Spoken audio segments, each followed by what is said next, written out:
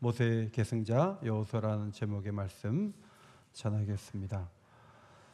출애굽의 선봉에 섰던 모세가 이스라엘 백성들을 이끌어내고 가나안 정복까지 완수할 것이라고 모세 스스로도 생각했고 사람들도 그렇게 기대를 했지만 하나님은 느보산에서 120세를 마지막으로 모세를 데려가셨습니다.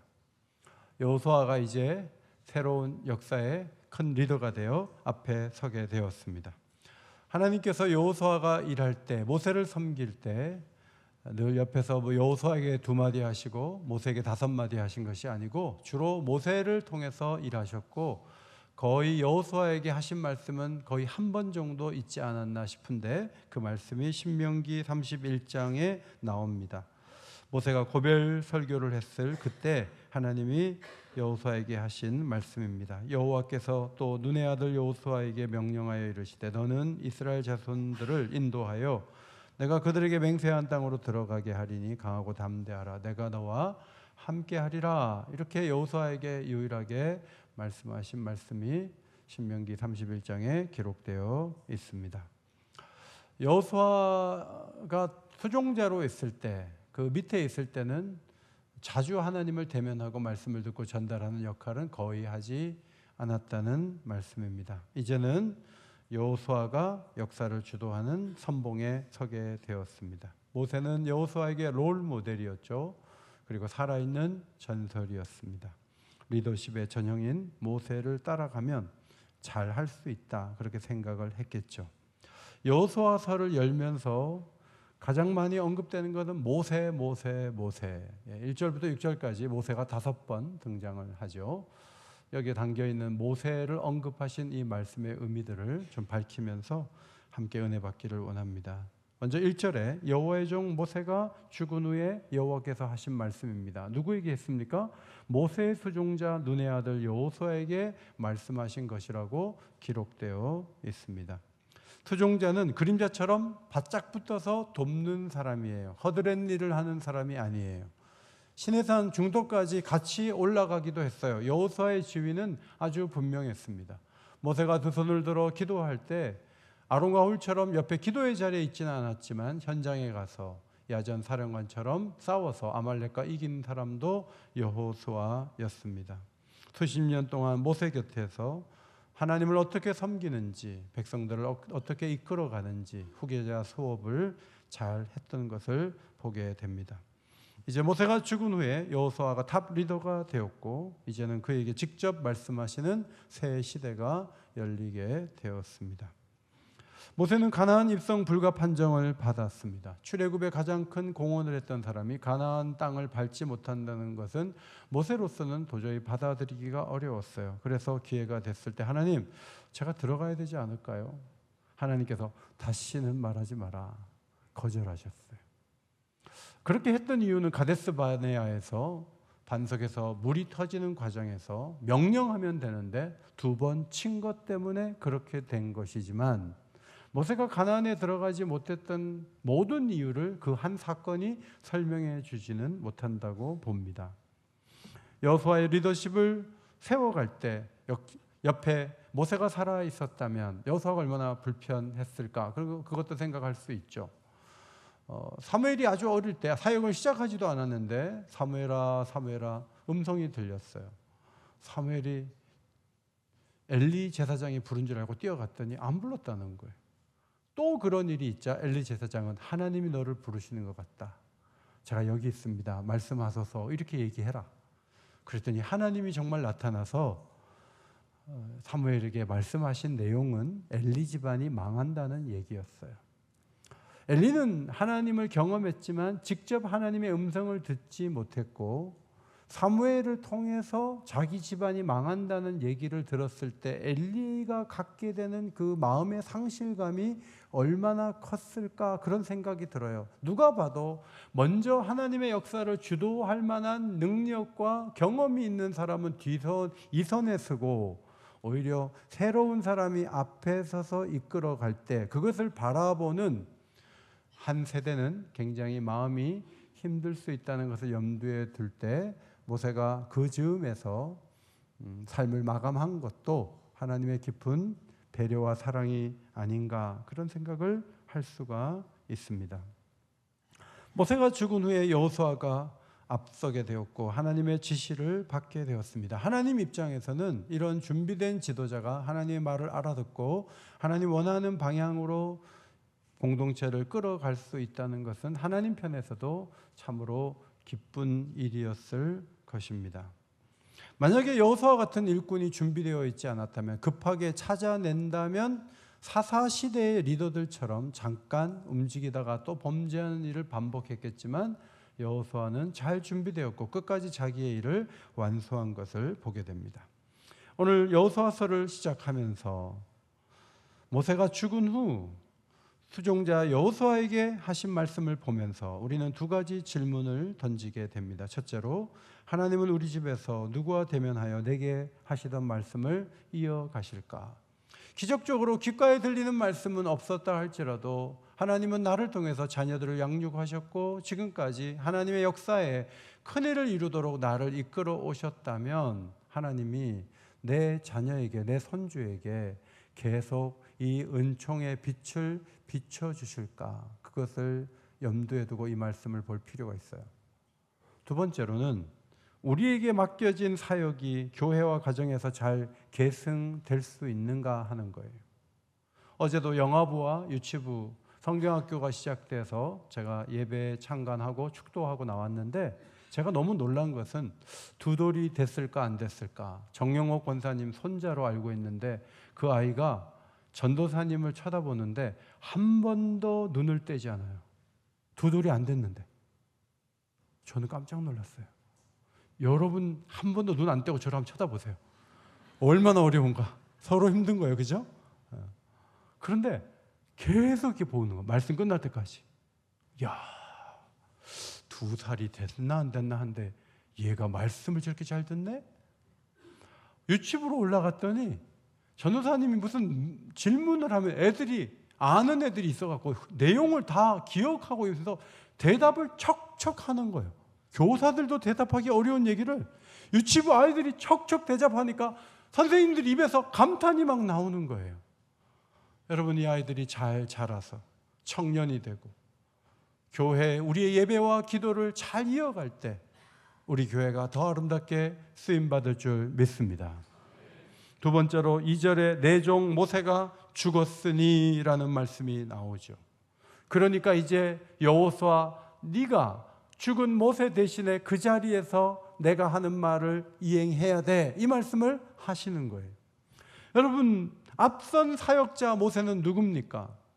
남아가 죽으면 강에 던지는 무서운 시대에 태어나 석 달은 숨겼으나 결국 갈대상자에 아이를 담아 흘려보내야 했고, 그 아이를 바로의 공주가 건져서 자기의 양자를 삼아 바로의 공주의 아들이 되면서 자란 사람이었습니다. 그는 하나님 백성과 고난받기를 잠시 죄악의 낙을 누리는 것보다 즐거워했습니다.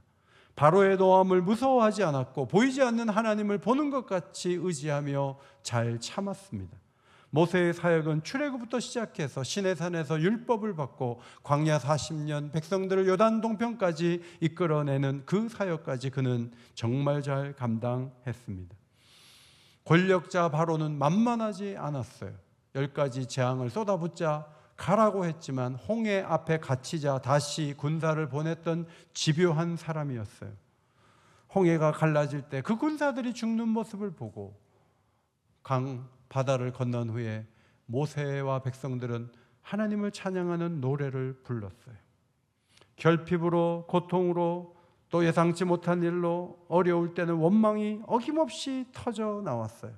가나안에 12 정탐꾼을 보낸 후에는 절대적인 불신함을 받아가지고 또 다른 지도자가 필요하다는 얘기를 모세는 들어야 했습니다.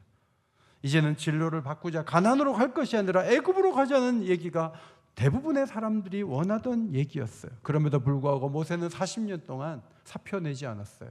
그 자리를 잘 지켰어요. 얼마나 충성되게 일했는지 히브리서 기자는 모세에 대해서 이렇게 적었어요. 히브리서 3장 2절이에요.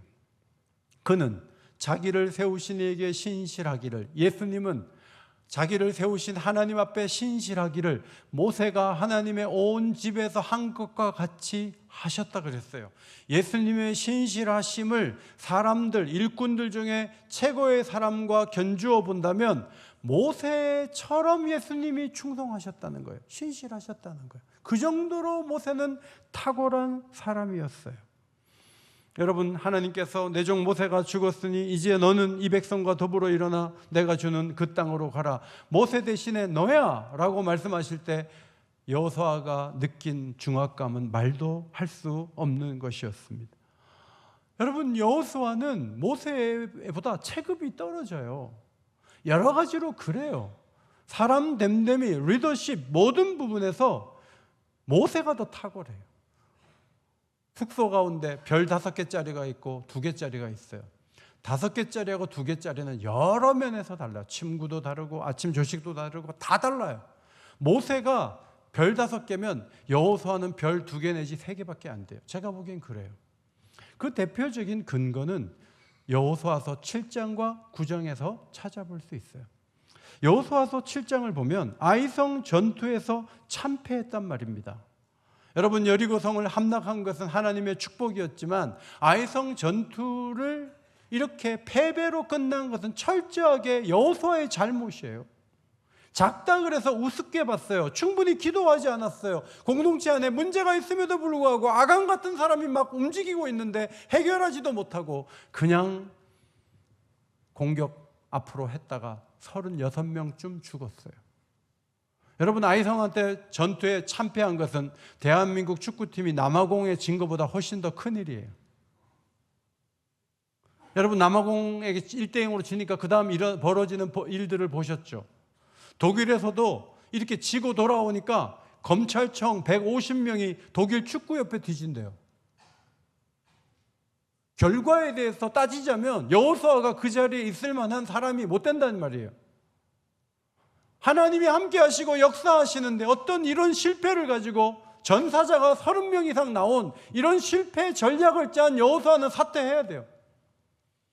그리고 9장에 가면 규본 족속은 가까이 사는데 쏘가가지고 계약을 해가지고 불침공하겠다, 침범하지 않겠다는 계약을 맺어가지고 하나님의 전체적인 그림을 망친 사람도 여호수아예요. 물론 그 속에 또 하나님의 섭리가 흘렀지만, 그러니까 여러 가지로 여호수아는 모세가 하지 않던 실수들을 자꾸 하는 잘못이 있어요. 그렇다면 여호수아 물러가라고 소리를 쳐야 될 이스라엘 백성들인데 이상하게 여호수아서를 읽어보면 원망하고 불평하고 여호수아가 작아 보이고 그러지 않았어요.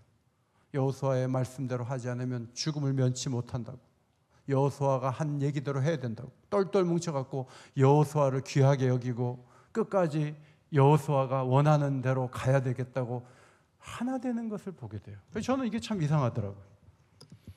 모세보다 체급이 떨어지는데 실수를 분명히 했는데 물러가라 하지 않고 어떻게 이렇게 잘 따르냐 하는 거예요. 여러분, 백성들이 성숙하고 변화를 보인 몇 가지 이유가 있어요.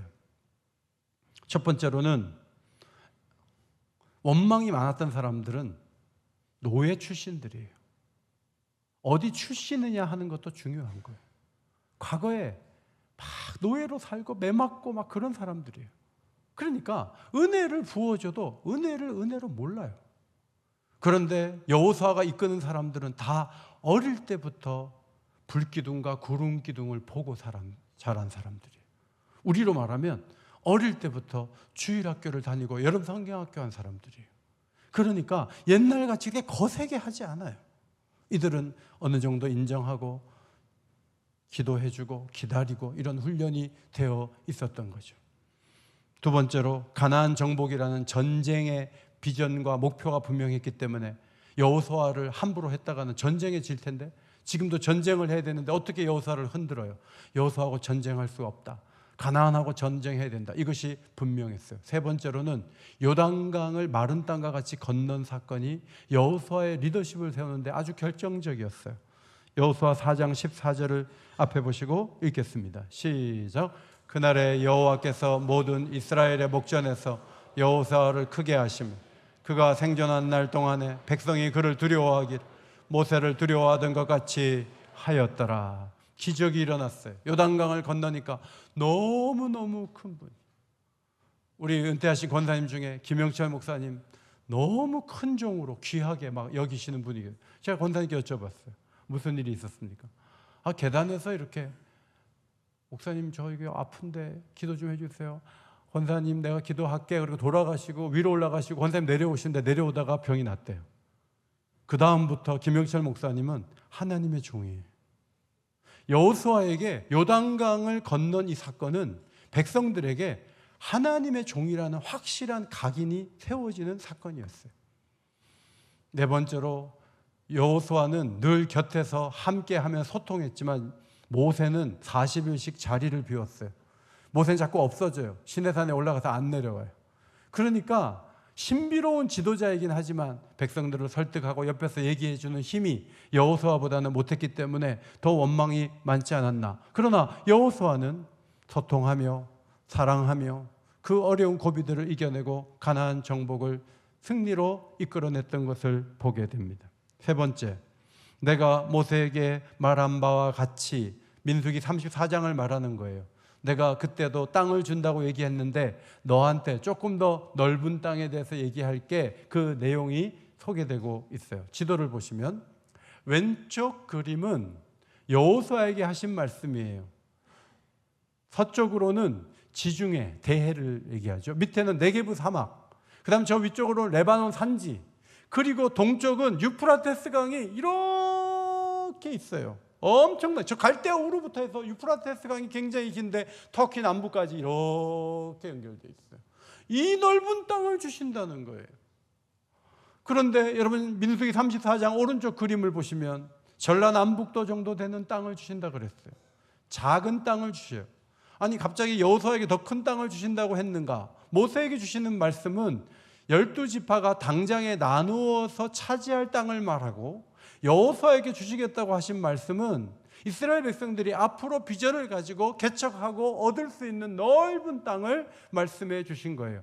갑자기 여호수아에게 마음이 열려서 큰 땅 주시겠다고 한 건 아니에요. 하나님은 오래전에 아브라함에게도 이 땅에 대해서 말씀하신 적이 있습니다.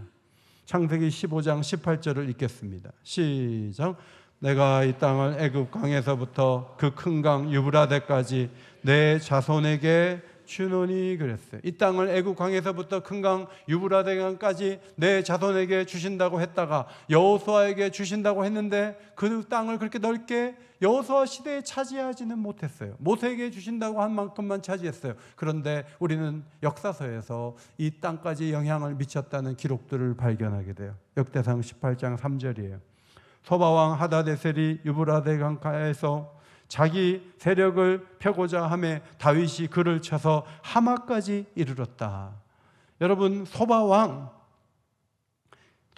하닷에셀을 다윗이 치고 그 유브라데 강가에 있는 그 민족을 쳐서 자기 밑에 뒀다는 기록이 있고, 그 다음 솔로몬 시대에 대한 기록이 열왕기상 4장 21절에 나와요. 솔로몬이 그 강에서부터 블레셋 사람의 땅에 이르기까지와 애굽 지경에 미치기까지 모든 나라를 다스림으로 솔로몬이 사는 동안에 그 나라들이 조공을 바쳐 섬겼더라. 이스라엘의 경계는 거기까지 가지 않았지만 이후에 솔로몬 왕이 나타나서 여호수아에게 말씀한 그 넓은 땅을 차지하고 조공을 받아내며 영향력을 미침으로 하나님의 계획이 성취되었다는 거죠. 24절, 4장 24절. 솔로몬이 그 강 건너편의 왕을 모두 다스림으로 그가 사방에 둘린 민족과 평화를 누렸으니. 하나님이 말씀하신 대로, 아브라함에게 말씀하신 대로, 여호수아에게 말씀하신 대로 다 이루어졌어요. 여러분 이사야서 46장 11절을 한번 읽겠습니다. 시작. 내가 말하였은즉 반드시 이룰 것이요 계획하였은즉 반드시 시행하리라. 하나님은 사람이 아니세요. 하나님이 한번 말씀하시면 힘이 딸리거나 환경이 안 돼서 못한다 그런 건 없어요. 올해 우리가 성지순례 가려고 그랬는데 호르무즈 사태 터지니까 어떻게 가요? 우리는 뭔가 계획을 해도 일이 안 되면 못하는 거예요. 그게 우리예요. 근데 하나님은 그런 일이 없어요. 거짓말을 하지 아니하시고 후회하지도 아니하시고 말씀하신 바를 실행하시는 분이라고 성경은 가르쳐 줍니다.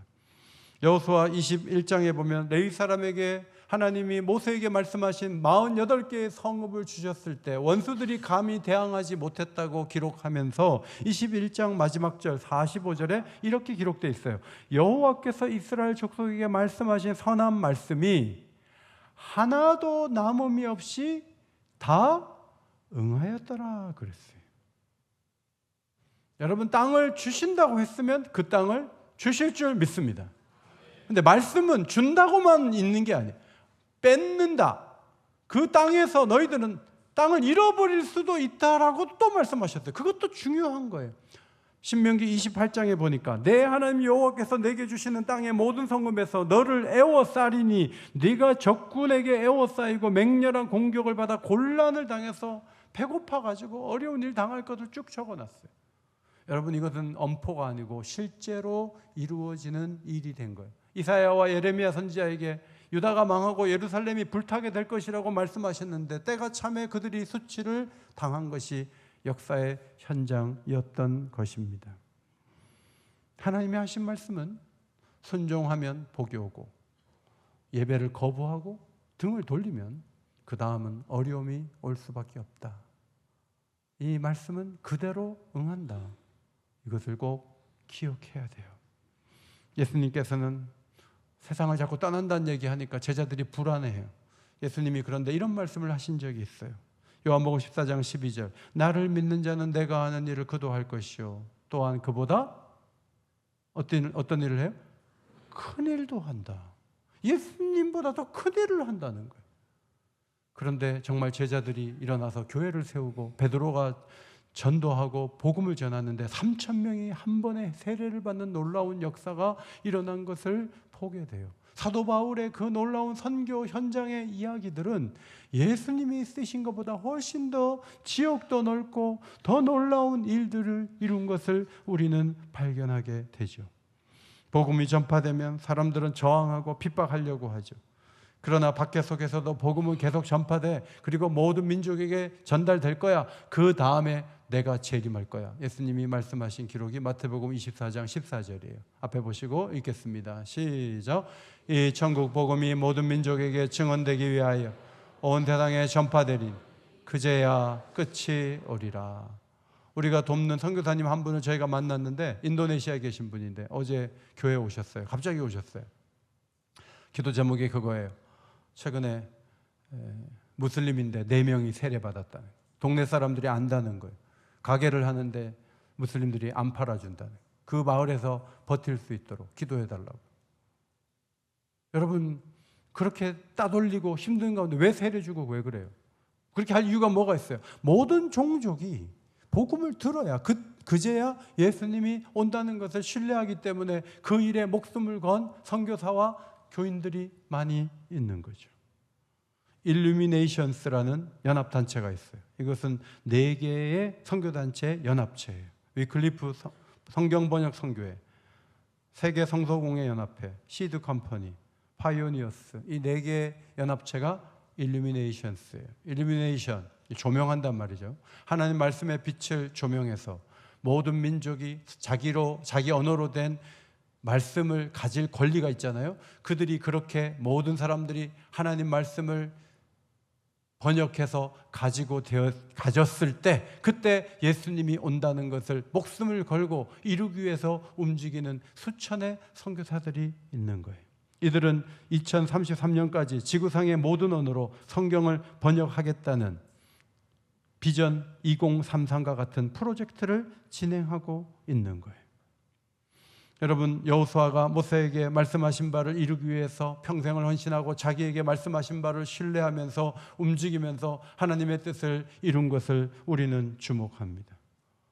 여러분, 아침 가운데 제일 가치 있는 시간이 뭐예요? 아침밥 먹는 시간도 기다려지지만 정말 귀한 것은 말씀을 마음에 새기는 거예요. 말씀을 쓰는 거예요. 이 말씀대로 될 것을 확신하며 문을 나서서 하루를 살아내는 거예요. 이 확신이 자꾸 흔들리면 요동치게 돼요. 흔들리지 말고 하나님 말씀을 붙잡고 말씀대로 된다는 확신을 가지고 믿음의 길을 걸어가시기를 주의 이름으로 축원합니다. 네 번째로 내가 모세와 함께 있었던 것 같이 너와 함께 있을 것이다. 또 모세를 언급하세요. 모세의 빈자리는 너무나 커요. 모세는 시내산에서 말씀을 가지고 올 때 광채가 났다고요. 여호수아는 그런 일 없었어요. 체급이 높아요. 모세는 더 탁월해요. 그러니까 여호수아는 모세하고 비교하면 늘 주눅들 수밖에 없어요. 근데 하나님 말씀하세요. 모세와 함께 했던 것처럼 내가 너와 함께 한다. 모세가 크다고 보기보다는 너와 함께 하면 모세에게 있었던 그 일이 너에게도 일어날 거야 라고 말씀해 주시는 거예요. 중요한 것은 하나님이 우리와 함께 하시면 된다는 거예요. 하나님을 바라보지 못하고 자꾸 시대를 운운하지 마세요. 하나님이 도우시면 안 될 일이 없어요. 하나님이 함께 하시면 오늘도 놀라운 성령의 은혜가 교회 가운데 부어줄 줄 믿습니다. 중요한 것은 우리 성도들이 하나님이 함께 하시고 하나님과 동행하면 된다는 믿음을 가지고 움직이는 거예요. 그런데 그 믿음에서 물러서 갖고 자꾸 철기를 가졌는데 성은 견고한데 키가 큰데 정복이 가능하겠어요? 이렇게 나오면 안 된다는 겁니다. 이스라엘 백성들은 모두 그런 얘기를 하지 않아요. 하나님이 된다고 했으니까 된다. 이런 믿음을 가지고 앞으로 나갔던 거예요. 승리는 거기서 오는 거예요. 이미 입으로 하는 말 때문에 지는 거예요. 원수 마귀도 들어요. 저 안 된다고 저 말하고 있네. 그럼 안 되는 거지.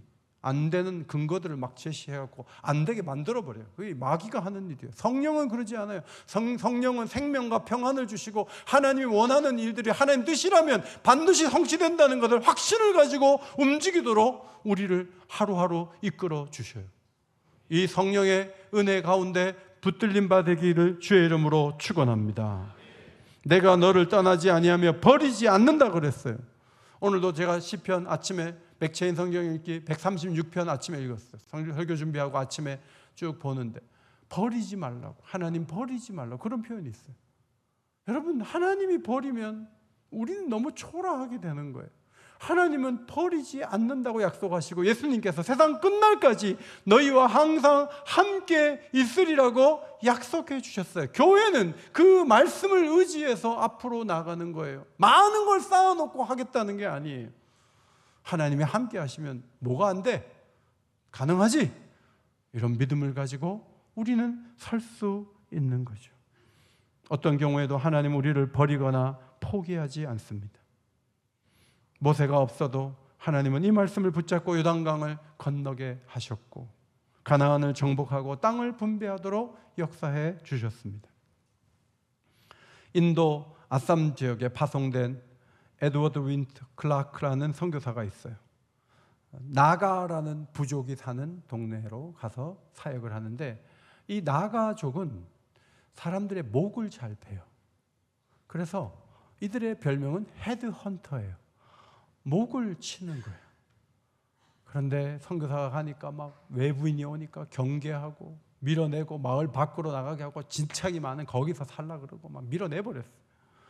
그런데 풍토병이 또 들어가지고 애들이 시름시름 앓더니 애들이 죽었어요. 그래서 장례를 지냈어요. 진흙 덩어리고 사람들은 나쁜 시선으로 자기를 보고 있고 애들은 죽어서 눈앞에 묘지가 있고 여러분 얼마나 우울하겠어요. 이 부부가 하나님 앞에 간절하게 기도했어요. 선교 사역을 할 수 있게 해달라고. 근데 하나님께서 너무나 또렷하게 마음속에 내가 너를 결단코 떠나지 않겠다, 이 말씀을 마음속에 새겨주셨어요. 이 음성이 들리면서 이 부부는 용기를 가지고 전도하고 선을 이루었어요. 여러분, 이 나가족이 일하는 그 무서운 곳에서 이분들이 몇 년을 버텼냐면 50년을 버텼어요. 몇 년이요? 50년. 옥인교회 30년 다녔어요? 별로 오래 다닌 거 아니에요. 그 어려운 데서 50년을 버텼다고. 그런데 여러분, 동네 사람들이 하나 둘씩 그 헌신과 사랑의 마음을 열기를 시작한 거예요. 지도를 보시면 나가랜드라는 이 지역이 어디냐면 미얀마 북쪽인데 우리는 인도가 그냥 역삼각형으로 이렇게 있다고 보지만 닭머리처럼 저쪽 오른쪽에 나가 힐스라고 있죠. 이쪽 지역에 많은 나가족 사람들이 예수를 믿기 시작해서 지금 이곳의 복음화율이 90%예요. 75%는 침례교 교인이에요. 1989년에 금주령이 이 주법으로 선포됐어요. 그래서 이곳에서는 술을 마시지 못해요. 이곳은 기독교적인 문화를 가지고 있어요. 정치적으로, 사회적으로 가장 많이 이들이 쓰는 슬로건은 나가랜드 for Christ예요. 나가랜드 for Christ. 그리스도를 위한 나가랜드 땅이라는 얘기예요. 성도 여러분, 여러 가지 우리 앞에 놓여 있는 과제들은 우리 힘으로 풀기에는 상당히 어렵다는 생각이 들어요. 사실 막 이렇게 비가 새가지고 성가대 위에서 막 물이 쏟아지고요. 곳곳에 막 썩어 있는데 손을 못 대요, 우리가. 근데 하나님의 은혜로 우리가 힘을 모아서 기도하면서 아스팔트를 이렇게 밖에 깔아놨는데 하나님이 하시는 일은 이런 방향의 일이겠지 하는 것을 추측하게 만들어요. 돈만 있으면 누구든지 할 수 있는 일이라고 얘기할 수도 있지만 우리의 힘으로 안 되는 것을 하나님이 시동을 거시면 하나님은 그렇게 어렵지 않게 하실 수 있는 분이에요. 여러분 가정에, 우리 교회에 여러 가지 과제가 있고 시대적으로, 가정적으로 어려운 부분들이 있지만 하나님이 우리와 함께 하셔서 도와주시기만 한다면 우리가 안 된다고 하는 그 일이 되어지는 역사가 있게 될 줄 믿습니다. 중요한 것은 주님과 동행하는 거예요. 나가랜드에서 쉽게 나가지 않는 거예요. 그 땅에서 버티면서 50년 있었기 때문에 하나님이 그 열매를 우리에게 주신 거예요. 나중에 뭐 유럽에 갈 생각하지 말고, 여름에 거기 에어컨도 없는데 가지 말고 기회가 있으면 저 신안군에 있는 증도 같은 데 가서 90% 예수 믿는 사람이 있는 그곳을 다녀오고, 한번 인도에 가더라도 그 수도 가기보다도 나가랜드가 어디 있다는데 거기 한번 가서 기독교화된 그곳을 보면서 하나님의 일하심을 느끼면서 살아가는 것이 더 좋은 선택이 아닐까 싶습니다. 오늘도 하나님 우리를 버리지 않습니다. 우리와 함께 하십니다. 이 하반기에도 하나님 원하시는 일들을 잘 감당하여 칭찬받는 귀한 자리에 있게 되시기를 예수의 이름으로 축원합니다.